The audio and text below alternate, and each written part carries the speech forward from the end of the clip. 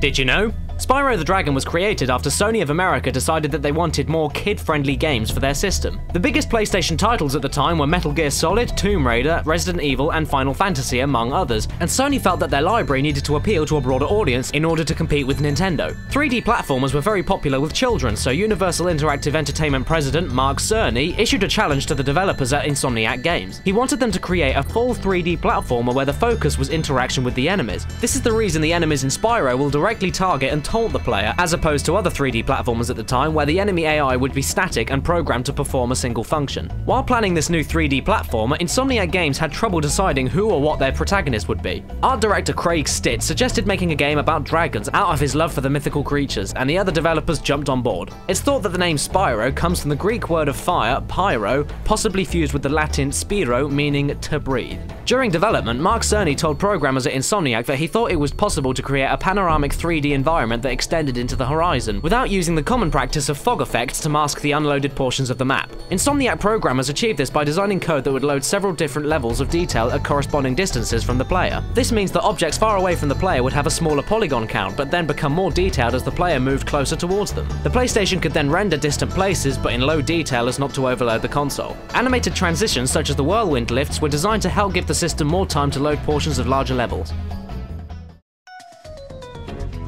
During the planning stages, Insomniac Games contacted the character designer from Crash Bandicoot, Charles Zembillas, to design their new protagonist. They wanted a character that was cute, but also mischievous, bratty, unpredictable, and something of an upstart. Originally, Spyro was going to be green, but the developers decided to change this color to purple in order to prevent his skin blending in with the grass. The music in Spyro the Dragon was composed and performed by Stuart Copeland, the former drummer of the rock band The Police. Copeland actually played through each and every level repeatedly to get a good feel for it before he made the music.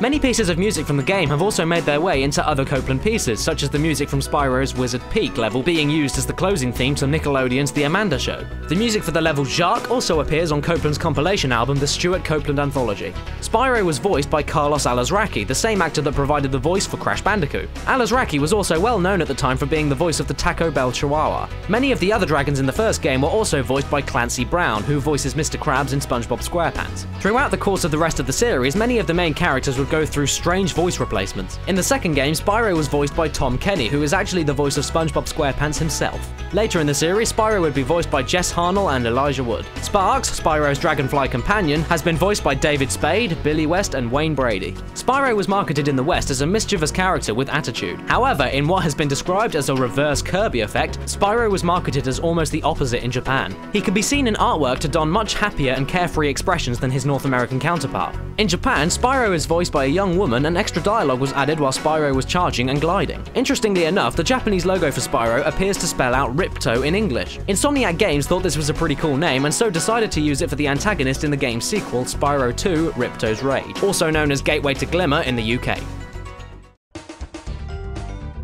Within the code of all three original Spyro installments, there is a strange poem hidden in data files that features lines from literary greats like Shakespeare and Charles Dickens. The last line of the poem reads, "And I always get the Shemp." It's not known what this means, but the word Shemp is used repeatedly in the Spyro series. Dr. Shemp is the name of a boss in Spyro 1, as well as the name of a trick in the Spyro 3 skateboarding minigame. It's thought that the word comes from the term fake Shemp, which refers to an actor that has his or her back turned to the camera. While you fight Dr. Shemp in Spyro 1, the player must attack his exposed back to defeat him. Spyro is also featured as a cameo appearance in the Crash Bandicoot game Crash Twinsanity. He can be seen in the game defending his gems from 3 of the game's enemies. The game Ratchet & Clank, which was also developed by Insomniac Games, has potential ties to the Spyro series. In the level Gear Grinders, a large orange enemy holding a wrench can be seen accompanied by a small robot. These grunt enemies have seemed to serve as a basis for the development of the Ratchet & Clank characters. Spyro 3: Year of the Dragon contains a plethora of anti-piracy booby trap codes designed to make the work of software pirates more difficult. This code was especially harsh because anti-piracy measures programmed in Spyro 2 were circumvented in a little over a week.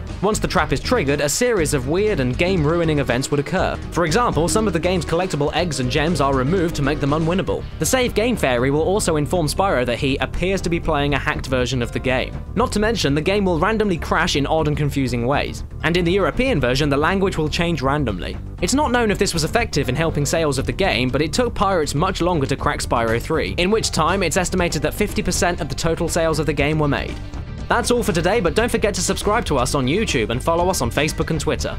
Make sure you also check out DidYouKnowGaming.com, where we post gaming trivia every single day. If you like this video and want to listen to more soothing anecdotes by myself, you can have a look at my top 20 PS1 games countdown.